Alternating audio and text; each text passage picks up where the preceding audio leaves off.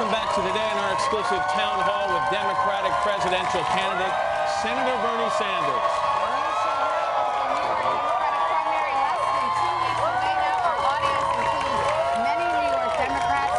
Undecided on their vote. Senator Sanders, good morning. Good to have you here. Great to be with you. And we're going to take the privilege of asking some of the first questions. I wanted to ask you about this dust-up with Secretary Clinton that's gone on over the last couple of days.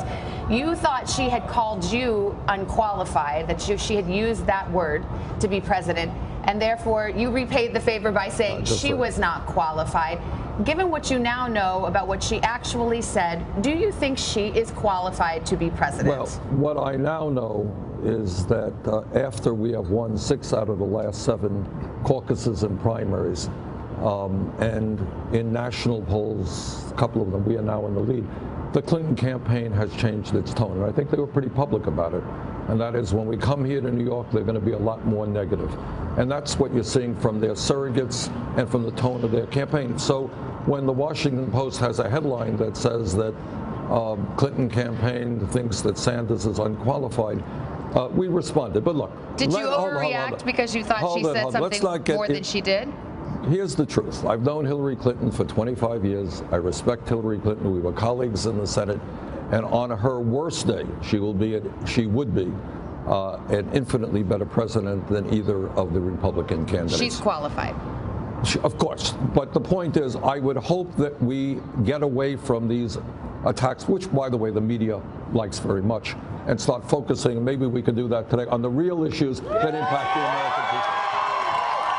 Do you worry, though, Senator Sanders, that as this campaign goes on and on, that the damage is being done to whichever of you becomes the eventual nominee? No, again, that's media stuff. Here's the real stuff. People out here want to know why they're working longer hours for low wages. Kids want to know why they're graduating college $50,000 or $70,000 in debt. People want to know why we have so much income and wealth inequality. What I have found in this campaign, let me be very honest with you, is the world of what the media is interested in and what the people are interested in is day and night. We have talked to now over 900,000 people in rallies. I've talked to people all over this country. Their reality, their world is very different from what media focuses on, and that's what we want to do right now. All right, so let's get to some of those questions, all right? Willie Geist is joining us in the audience right now. He's got some real voters with real questions. Right. Yes, we do. Senator Sanders, good morning again. I'm with Melissa. She's a registered Democrat from New York City, not yet made up her mind in this primary. Good morning, Senator Sanders. We keep hearing that a woman candidate would be a better advocate for women. What will you do to address gender inequality and women's health issues? Fantastic question. First of all, I talk to women all over this country. And Melissa, you know what they tell me? They're tired of making 79 cents on the dollar compared to men. I will fight as hard as I can for pay equity for women. They want that whole damn dollar and not 79 cents on the dollar. Second of all, in terms of women's health, I am 100% pro-choice. I think a woman has the right to control her own body, not state government or the federal government.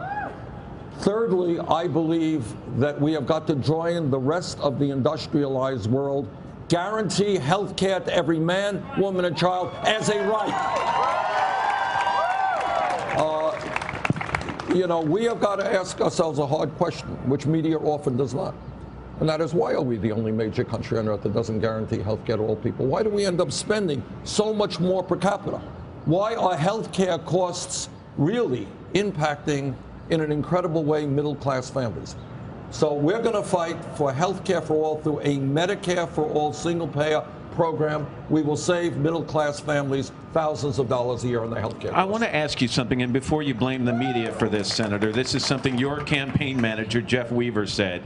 Caused a bit of a stir when he said, don't destroy, he was talking to Clinton supporters, don't destroy the Democratic Party to satisfy the Secretary's ambitions to become President of the United States. Do you agree with that comment? You see, we're off to the gossip at all. No. This is what your campaign manager said. Yeah, I know, but is that an issue that people are staying up nights worrying about? What people are worried about is how we're going to have decent paying jobs.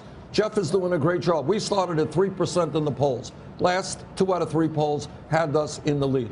I think what simply Jeff is trying to say here is that let's not run a negative campaign. Let's run a campaign which deals with the real issues impacting the American people. And what are those issues? Here's a question that we discussed. Why is it that for the last 30 years, the middle class has been in decline and there has been a massive transfer of wealth to the top 1/10 of 1%? Is that an issue that people are interested in? I think they are. Let's go to Will. He's got another voter question. Can I ask you a question? Yes. How often does NBC discuss that issue? Ever? Discuss what? The issue of massive transfer of wealth that's going to the top 1/10. We're discussing it right now. Yeah, We're giving you 16 minutes of airtime to discuss it. Well, let's discuss it a lot more than 16 minutes. Let's let it get a questioner in, shall we? Willie, go right ahead. All right, Senator Sanders, one of the great things about this plaza is it brings people from all over the country. This is Kyle from Ohio. He's a registered independent who supports you. Morning, Senator Sanders. It's a pleasure to get a chance to see you today. My question is this. If you're elected president, how specifically would you go about breaking up banks that are too big to fail? Fantastic question. Fantastic question. For a start, we bailed out, the Congress against my vote, bailed out Wall Street because it was believed that there were a number of banks too big to fail, and if they failed, they would take down half of the economy.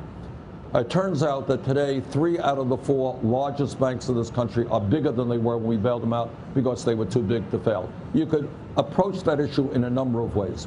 The one preferable way for me is passing legislation that I have introduced, which gives the Secretary of the Treasury the authority to determine which banks, if they failed, would pose a systemic risk to our economy and then break them up.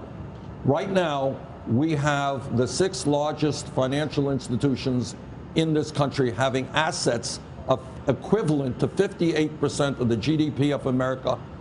They issue 2/3 of the credit cards and 1/3 of the mortgages. In my view, that is too much economic and political power in the hands of a few banks. I would reestablish Glass-Steagall legislation and, in fact, move to break them up. Could you get those initiatives through the Congress as it is composed right now? I think we could if the American people demand that. And I think the American people were disgusted and sick and tired, really angry, that they had to bail out Wall Street, whose greed, recklessness, and illegal behavior nearly destroyed our economy. They don't want that to happen again. If you had a Republican House and Senate, you believe you could get the legislation you just talked about passed? One of the points about this campaign is we talk about a political revolution. And that means involving millions of people in the political process. I believe that the American people are pretty solid about not wanting to bail out Wall Street again. They want Wall Street to start helping the middle class, not the middle class bailing them out. One of the things about big banks, Senator, is that they also employ hundreds of thousands of Americans. Yes. Right. If you break up the big banks, what happens to the tens of thousands of people who lose their jobs? Well, what I think happens, Matt, in any transition is that people find different jobs because the economy becomes transformed. So what you will see is that more community banks, credit unions, and smaller banks will be hiring more people. It's not just a zero-sum game. But bottom line is, to me, I think we want a financial system which pays attention to small and medium-sized businesses, to consumers. Consumers are tired, I think, of being ripped off with very high interest rates on credit cards. So, we're going to have a banking system that I think will be stronger and hiring people in different ways. Willie, go. All right, let's move over here, guys. We've got Rob from New York City, registered Democrat, not yet made up his mind. What's your question, sir? Why do you think gun manufacturers should get immunity from lawsuits? Would that extend to cell phone manufacturers? Why do you think gun manufacturers should be given immunity from lawsuits? Would that extend to cell phone manufacturers, airlines? Well, this is what I think. What I think is, if Matt is a gun store owner in northern Vermont and he sells me a legal product, I purchase a gun, and then I use that gun to do something terrible, should Matt be sued?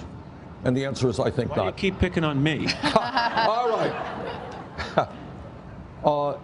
Point being, if somebody sells me a legal product and I do something crazy with it, should I be sued? And the answer is no. But every other company is open to lawsuits. Why are gun manufacturers given a special a reprieve from liability? I think that's his question. Well, the answer is that if you sell me a car, if you sell me a gun and the gun explodes in my hand, of course you're liable to be sued.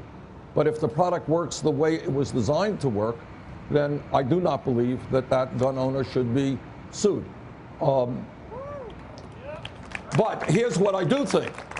If I walk into your gun shop and I say, hey, give me 10,000 rounds of ammunition and I want 63 assault weapons, you know what? I think you might want to call up the police and say, I got a guy in here who legally wants to do it, but something sounds a little bit crazy. In that scenario, the gun shop owner could be liable. Yes, absolutely. If you have a reason to believe that somebody's going to do something crazy with it, and by the way, if you are a gun manufacturer and you know that the guns you're selling to somebody's gun shop is ending up in the hands of criminals, and you have a right to know that, you should be sued as well. So you don't get blanket immunity under my... Just settle something for me a second. There was some legislation proposed a while back, and you made some comments that made it sound like you were supporting it. This would have done away with that immunity. You said, I support it. I'm happy it's being raised. I could support that bill. Did you support it, or did you not understand what was in that bill? I understood it perfectly. And my concerns were, I do not want people who sell a product that is legal to be sued. On the other hand, if they know that that product, or reason to believe that product is going to be used to get into that gun to get in the hands of criminals, of course they should be sued. We put a call out for online question. Carson's over in our orange room and has a question for you, Senator Sanders. Good morning, Senator Sanders. Let me go back to the gun issue so we be clear on this. Yep. I've got a D- voting record from the NRA, and I lost an election back in 1988. You know why? Because I said that assault weapons should not be sold or distributed in the United States. They've also recently... The NRA has stated your position on the liability issue with approval. It approves of your position there. On that issue. Yes. But I do have a D- voting record Fair from the enough. NRA. Point taken. Carson, take it away. All right, your questions coming in on Twitter using the hashtag Bernie today. Let's get to one here from Zim World writing. Are there any regrets so far in your campaign that you wish you could go back and change? I think that what we should have done is perhaps even more retail politics, even more small rallies than we have done. I mean, I'm very proud of the fact that we've had some 900,000 people come out to our rallies, but we haven't done as many smaller outdoor rallies. And by the way, we're going to rectify that right here in New York City. We're going to be going around the city to neighborhoods and communities. I love that. This is the kind of stuff that I love. So we may be dropping into your neighborhood. Please come on out to the rallies and ask some questions. We'll have a good time. Let me ask you this, Senator. In a recent interview, I'm sorry? In a recent interview, you said that the GOP civil war that we're all watching right now could lead to a real dissolution of the Republican Party as we know it. As a revolutionary on the other side, do you take some joy in that prospect? Well, here's what I think. I think that when people understand what the Republican Party really stands for and gets beyond personalities, that most of my colleagues in the United States Senate want to give hundreds of billions of dollars in tax breaks to the top 0.2% by repealing the estate tax, that they want to cut Social Security, they want to cut Medicare, they want to cut Medicaid. They do not believe that a woman has a right to control her own body. Most of them do not even believe in the reality of climate change, let alone doing something about it. I think when the American people understand that, the Republican Party becomes a fringe party. Now, on the other hand, you have other Republicans who I think are sensible. They're more conservative than I am, obviously. They're worried about the deficit, which is a little legitimate, very legitimate concern. But I think this right-wing extremist Republican Party, their agenda is not the agenda of the American people. More people know about it, the less support they will get. Willie. Sanders, I'm with Verda from New York City, registered independent and a supporter of yours. Good morning, Senator Sanders. Good morning. My question is, you mentioned a political revolution, and if you don't win the election, what will you do to continue to galvanize all of these amazing young people that are supporting you, as well as those of us that didn't even know you before you started? That is a wonderful question. And we should mention, we have about a minute left. About just 1 to let minute. you know. All right, the answer, we will, obviously, our hope and expectation is that we're going to win, but that's a fair question. We have brought out and seen so much excitement on young people, on the part of young people who have so much hope for this country, who want to make our country a better place. We will continue that revolution. All right. Thank you so much. Thank you for your question. There was one that came in on Twitter, Senator, and I loved it, so why don't we end on this? And it was very simple. Corned beef or pastrami? Pastrami all the way. There you go. Can we also mention that your wife, Jane, is here in the front row? And Mrs. Sanders, it's great to have you here in New York. Nice to see you. Senator Sanders, do you consider New York a must-win for your campaign? It's a very important state. I don't consider any state a must-win, but there are a lot of delegates here, and I was born and raised in Brooklyn. Know a little bit about the city, and we look forward to doing very well here. Well, Senator, it's really nice to have you here. Good luck in New York. Thank you to all the people who've come out in the cold to ask really important questions, and we look forward to seeing you in the months ahead. Thank you very much.